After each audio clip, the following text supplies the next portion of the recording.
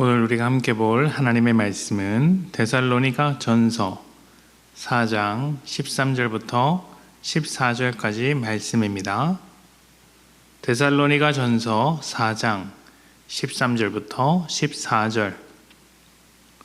형제들아, 자는 자들에 관하여는 너희가 알지 못함을 우리가 원하지 아니하노니 이는 소망 없는 다른 이와 같이 슬퍼하지 않게 하려 함이라. 우리가 예수께서 죽으셨다가 다시 살아나심을 믿을진대 이와 같이 예수 안에서 자는 자들도 하나님이 그와 함께 데리고 오시리라. 아멘. 여러분, 이런 말을 들어본 적이 있으십니까?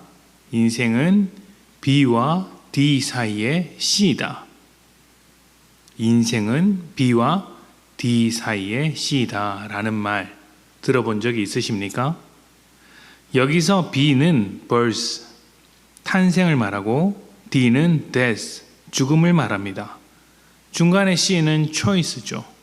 선택입니다. 다시 말해서 인생이란 탄생과 죽음 사이에 놓여있는 수많은 선택이다 라는 말인데요. 이 말은 프랑스 철학자 장폴 샤르트르가 했던 말입니다. 참 단순한 말이지만 곱씹어 볼 만한 이야기인 것 같습니다. 우리는 살아가는 동안 수많은 선택을 합니다. 그 선택들이 좋은 선택일 수 있고 나쁜 선택일 수도 있습니다. 좋은 선택을 하면 기뻐하겠지만 나쁜 선택은 후회를 남기죠. 우리는 기쁨과 후회 속에서 수많은 선택들을 만들어내고 우리의 인생을 여기까지 끌고 왔습니다. 자, 그렇다면 여러분, 인생이 탄생과 죽음 가운데 있는 선택이라고 한다면 이 세 가지 중에서 가장 중요한 것은 무엇이겠습니까? 당연히 선택이 중요하다 말하지 않겠습니까? 어떻게 선택하느냐에 따라서 인생이 결정되기 때문입니다. 자, 그런데 사실은 선택보다 더 중요한 것이 있습니다. 바로 탄생과 죽음입니다. 왜냐하면 탄생과 죽음을 어떻게 생각하느냐에 따라 선택이 달라지기 때문입니다. 탄생 이전과 죽음 이후에 아무것도 발견할 수 없다고 생각하는 사람들은 어떻게 선택하겠습니까?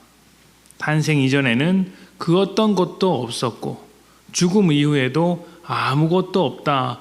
탄생으로부터 시작해서 죽음으로 끝난다라고 하는 사람의 선택 말입니다. 그런 사람들은 지금 당장 눈에 보이는 결과, 오늘의 나의 만족, 나의 기쁨, 나의 유익을 위해서 선택하게 됩니다. 어차피 죽으면 다 끝나버리기 때문에 내일을 보장할 수 없는 나는 오늘의 기쁨을 위해서만 선택하는 것이죠. 그러나 그 선택이 남기는 것은 허무함입니다.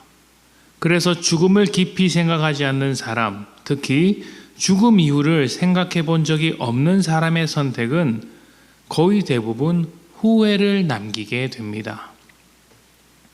오늘 말씀에는 죽음의 문제를 고민하는 데살로니가 성도들을 향한 가르침이 담겨 있습니다. 믿음으로 고난을 당하고 죽임을 당하는 성도들에게 죽음의 문제를 설명하는 것은 목회적으로 꼭 필요한 일이었습니다. 바울은 우리가 죽었어도 예수와 함께 살아날 것을 강조하고 있었습니다. 부활의 생명으로 영원히 살 것을 약속받은 것이죠. 그래서 우리의 삶은 세상과 다릅니다. 세상은 죽음, 그 다음이 없어서 오늘을 벗어나는 선택을 할 수 없습니다. 영원한 것을 선택하지 않습니다. 하지만 믿는 자들은 예수님과 함께 부활할 것을 믿기에 오늘의 선택이 달라지는 것입니다. 죽음을 넘어 만나게 될 하나님의 나라를 미리 살아갈 수 있는 선택, 하나님의 뜻대로 살아가고자 선택을 하는 것이죠. 그래서 바울은 우리의 삶이 소망 없는 자들과는 달라야 하고 다를 수밖에 없다 말을 하는 것입니다. 우리가 살아가는 오늘은 죽음을 두려워하며 당장의 만족을 찾아 헤매는 그런 하루가 아닙니다. 하나님의 자녀로 부름받아 하나님 나라를 준비하는 하루입니다. 죽음을 넘어 생명으로 가득한 영원한 삶을 미리 맛보는 하루입니다. 그러니 우리가 어떻게 살아야 하며 어떤 선택을 해야 하겠습니까? 하나님 앞에서 부끄럽지 않은 선택을 해야 하지 않을까요? 죽음을 두려워하는 선택보다 부활을 소망하는 선택으로 만드는 삶이 비교할 수 없을 정도로 좋은 것입니다.